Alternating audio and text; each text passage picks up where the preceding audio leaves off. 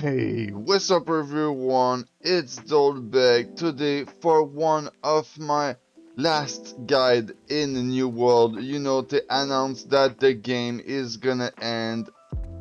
I wonder why. It's so weird, dude. You guys can tell me your opinion about this into the comment section. But I wanted to deliver a couple guide before the game ends so the people who's gonna keep playing during 2 years can make themselves build and have some video to see. But I'm looking for a game that I'm gonna swap to. There's gonna be Arc Raider coming out tomorrow. Uh, People speak a lot about EZO, you know, Elder Scroll Online. And if you have other idea, just tell me. I'm open. I'm looking to swap. So let's get straight into it. So today the video is about the mage build that's gonna hit the hardest, and I chose the Natsurwa chest piece for that because of his 20% more base damage, but for that you need to reach your 50% empower without the durationless empower, and it make the potency of all the empower reduced by half, so it can get kinda tricky, but at the same time if you manage to do it well, it's gonna slap. So as you can see, there is some new perk. When your life get low, you're doing even more damage. So with that, at the end you can hit so hard, it's kinda nuts. And I just want to show you that fire harnessing is only 1.8% on the gear, but when you get it as a charm, it go up to 3%. It's only because my gear score is not 800 on this item, but it goes up to 3%. So if you get some new gear with all fire harnessing, it can go up to 3% per piece, and you can have fire harnessing on not only the armor now, but on both of your weapon, your jewelry and stuff like that. With everything I say in this video, you're gonna be between 45 to 50% empower, but you're gonna do math yourself when you create a build like this, because everyone has different item. It's pretty hard to have everyone the exact same gear, you know. So take care. Just do mathematics. The empower cap is 50%. You can go a bit over it. It's not too bad because some people are gonna apply enfeebling on you. But since you are a squishy mage, probably a glass cannon, you're not gonna take that much hit. So that means you're not gonna take that much enfeebling. So you can stop at 50 and you'll be fine. So now it's gonna be even easier to reach your fire cap, your empower cap. And then another thing, if you take the old ring, it's only 4.7% damage, the fire damage, and if you upgrade it, it don't really change. You still get a base damage upgrade over there, but if you get a new ring, you're gonna see it's 6.4 fire damage. So there is a plus right there, and then enchanted skill could be one of the good perk on it. You guys can tell me which perk you would put on the ring. I took that Gambled energy is a really nice perk for that because it gives you another empower that is not a time-based empowerment. So with this ring, it's a really good starter, but you kind of want a big fire damage on it just to make it slap. And then into your armor, you want some gem slot in everything just to make sure that you're gonna reach your empower cap.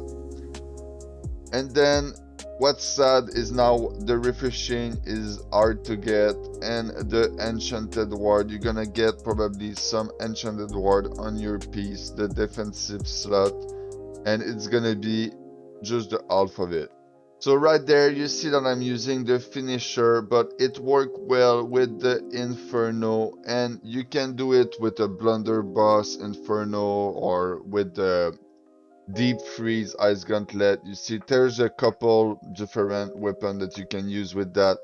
Right now, we are mostly speaking about fire, and in each one of those weapons, you gotta have to put a ruby into it to convert it into fire. So it's gonna get empowered by all your rune glass and harnessing. And believe me, with something like the blunderbuss, it kinda slap because the grenade are fire. So yeah, this build, it really hard. After adding all the harnessing, maybe you're gonna still have some place left for the offense slot. And then there's enchanted and skilled enchantment that I would think would be best in slot for you. And vicious could be fine, but you only have 20% crit.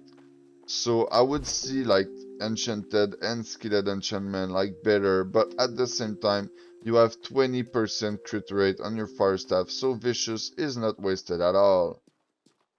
So for the weapon mastery, they did something weird. Your damage right there, the number scale way more of intel than the dex. Okay, so even if you try to scale it to like 150 dex, I don't know, man, it just scale really weird. So all you gotta do is try to get the best perk of it. Like this one is decent, but if you want to go more in burst than damage over time, you can just take the 100 perk like this and put the rest in intel, or you can put more con. You can go up to 200 con. This build feel good. It does really good damage even at 200 con, you know. But if you want to take off and put 200 con, you're gonna have to take off some intel and go for 200 con. Because you see right there, this perk right there is good, but then you have this one while at full health, and if you are fighting someone, you're not gonna be at full health all the time. And critical chance is good, but it's not best in slot. So you're gonna gain more from the intel, so you better take off some dex if you want to go 200 con and focus more on intel.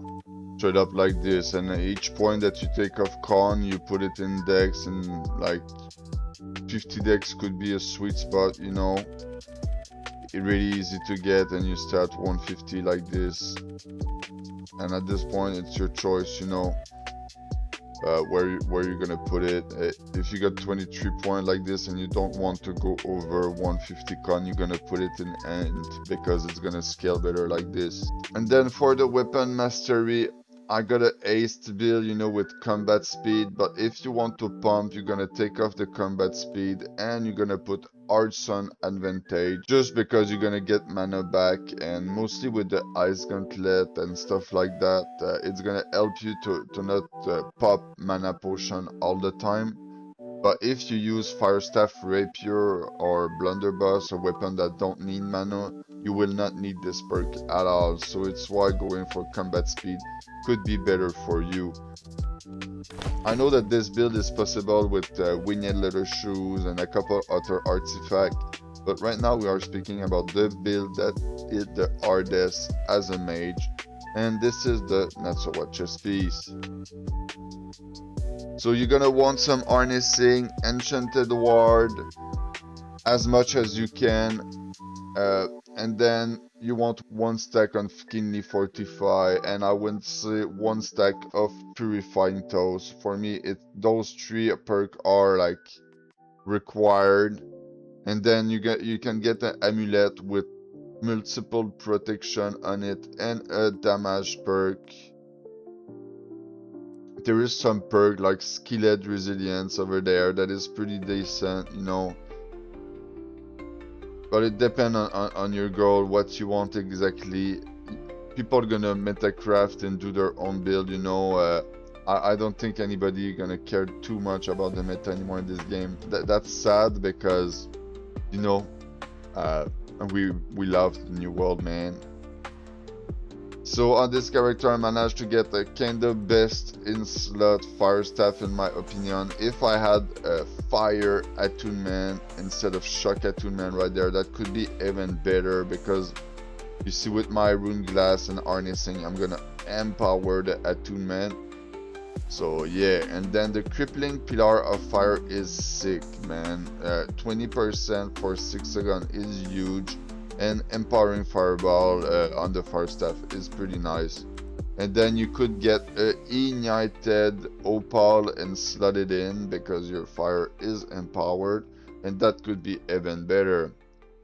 And with that, I run Endless Thirst. But you know, you can go for other stuff like the Blood Drinker or whatever you want. So yeah, this is it. So guys, you can tell me what would you add on this build. I'm gonna make more video about that, but like I say, I'm seeking for another game right now.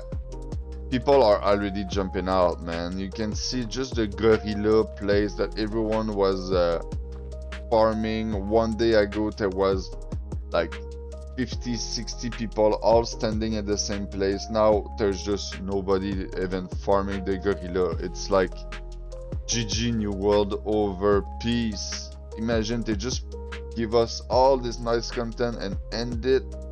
Man, it's hard to believe. Seriously, I'm shocked. I don't know how to react. I'm gonna just, I feel like I'm betrayed. A bit like, you know, toxic relationship or something. Give me your thought. I want to thank everyone who watched my new world content to this point. I wish you a good day. Peace out.